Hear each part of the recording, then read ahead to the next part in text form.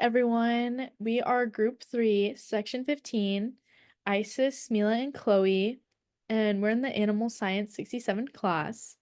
And this is our presentation against steroids and hormones that are used in food animals.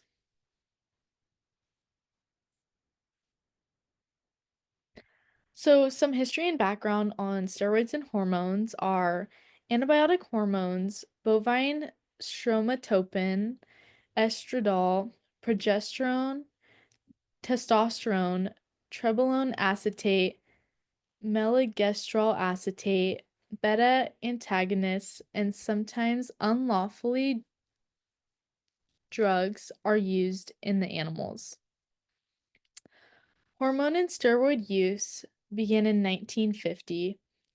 The usage of steroids and hormones is illegal in the EU since 1988.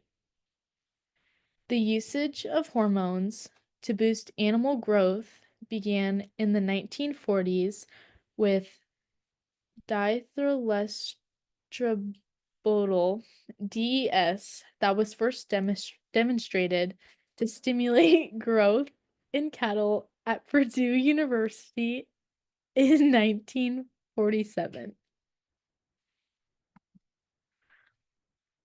Now for the cultural and sociological importance of the use of hormones and steroids.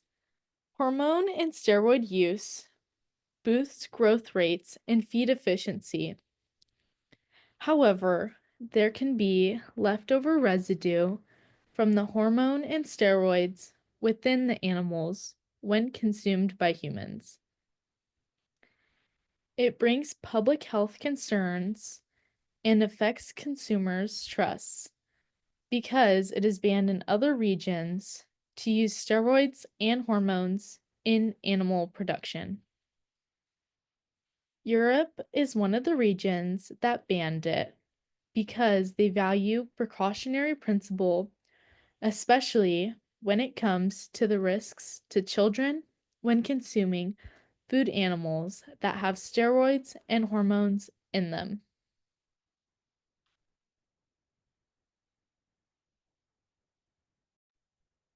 As for my group's present occurrences, we found the US FDA continues to approve the usage of steroids and hormones, but not approved for dairy, cows, pigs, veiled calves, or poultry for growth purposes. European Union and China doesn't approve the usage of the steroids and hormones in their food animals for health concerns. The debate of human health impacts and environmental effects from food animals having steroids and hormones continues. It concerns people with the consumption of these animals and leads to worry because the fact it is banned in other regions but is allowed in the US somehow. Children are mainly at risk for the side effects of hormonal usage, and certain types of hormones are considered hazardous, like estradiol. The new synthetic steroids and mixtures of steroids are difficult to detect in basic standard testing methods, which scares people because the undetected misuse and it messes with food safety.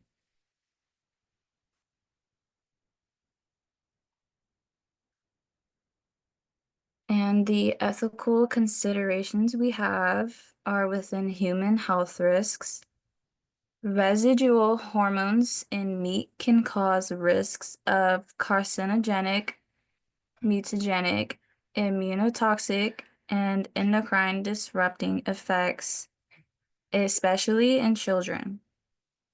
And for synthetic hormones, which is linked to high risks of cancer and reproductive or development in human issues. And for animal welfare, hormonal implants can cause stress, lower immunity, and lead to behavioral issues in animals like increased aggression and Buller syndrome in cattle.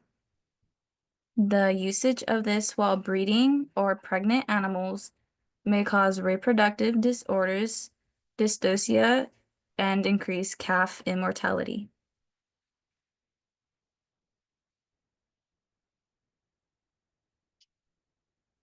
And our argument for why should steroids and hormones not be used are because there is residue from the steroids and hormones within the food when humans consume it, and it therefore can affect humans' hormonal functions.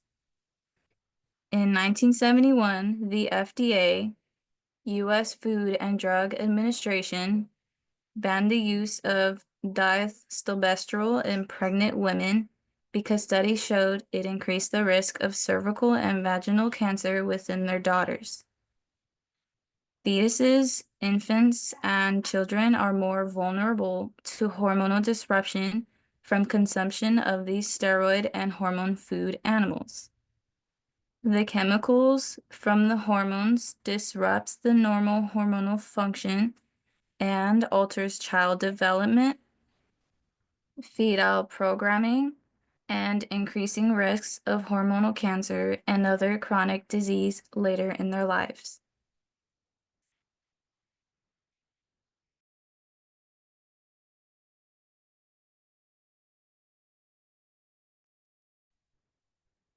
And the next slide is our visuals. If you look over to the right, you have a photo of how beef meat looks underneath a microscope with steroids and hormones. And underneath the microscope photos, you can see more of a realistic photo comparison throughout the years with a chicken. And for the photo on the left, we have an injection of steroids and hormones into a cattle.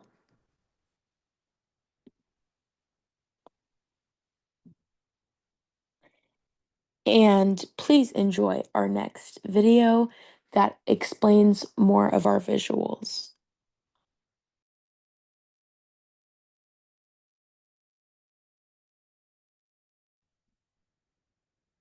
When we talk about no growth hormones, sometimes people don't realize, but basically what growth hormones do to animals is it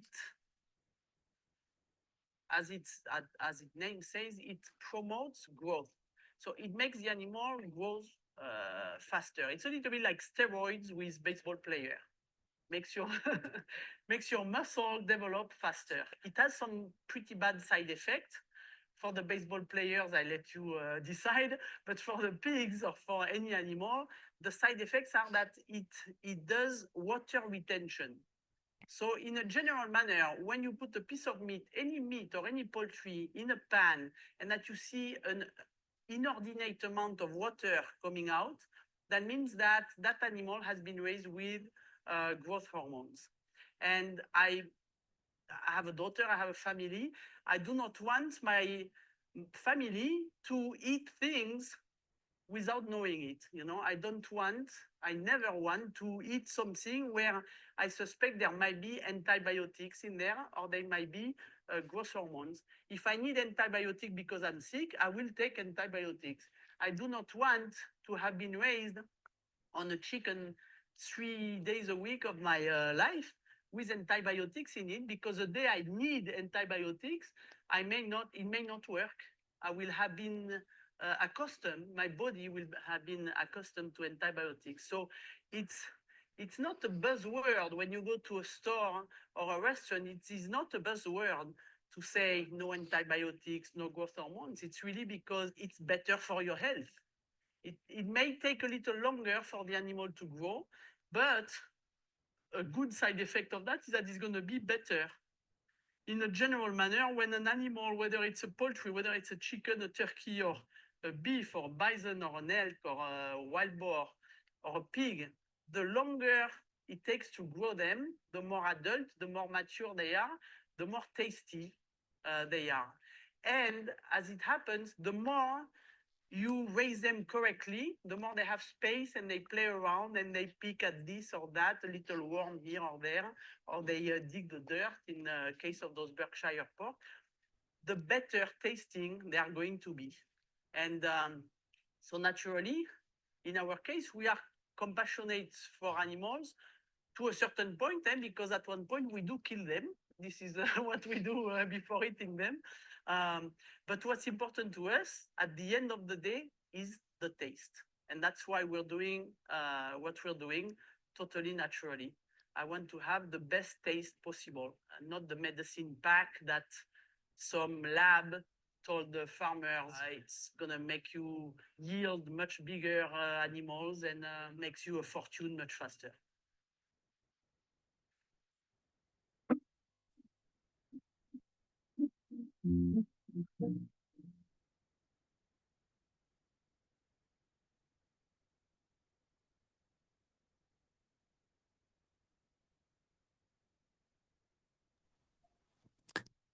And here is our summary against steroids and hormones used in food animals. Yes, steroids and hormonal usage in food animals seems like a good thing to speed things up in the food system, but the impacts of consuming these animals in humans' health are important, as well as how these methods may affect the animal's welfare. Humans can get cancer, and children can get growth defects from consuming these animals.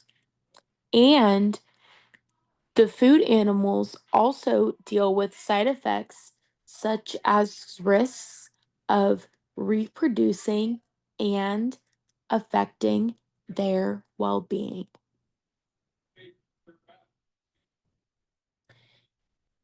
And here is our works cited page. We have an article from Jeong S. Kang, D.L.M. Kang, C. and Sung H. about risk assessment of growth hormones and antimicrobial residues in meat. And our next works cited article is opposition to the use of hormone growth promoters in beef and dairy cattle production. And last but not least, we have our last article cited, and the title of that is Safety and Concerns of Hormonal Application in Farm Animal Production, a review. Thank you so much for watching.